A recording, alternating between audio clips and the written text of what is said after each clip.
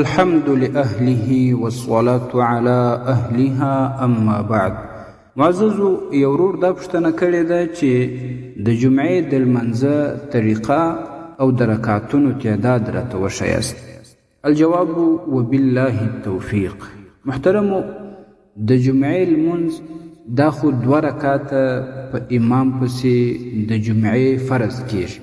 تر دغه 2 رکعاته فرض مخکې 4 رکعاته سنت مؤکده کیږي او تر دغه فرض وروسته بیا 6 رکعاته سنت لمونځ کیږي او دا اخري 6 رکعاته 4 رکعاته نبی صلی الله علیه وسلم امر ور باندې کړی دی چې دا 4 رکعاته کوي.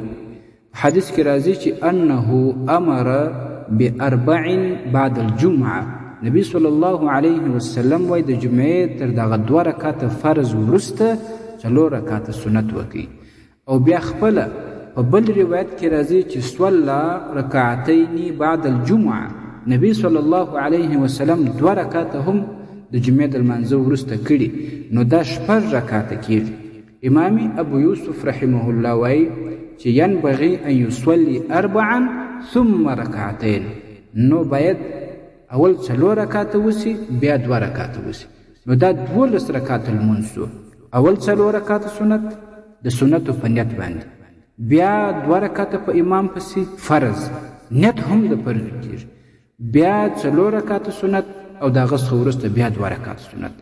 اوس دلته بعضې ورونه دا پوښتنه کوي چې په دغه سنتو کې د جمعې دا ورځ یاده کو که نه؟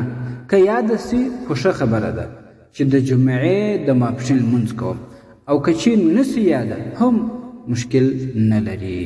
دا روایت په شرح معانی الاثار کې راځي په اول جلد 313 صفحه کې، او دا شان فقهاو چې په دې کې کم تحقیق نقل کړی په بدایع الصنایع کې راځي په اول جلد 285 صفحه کې. والسلام علیکم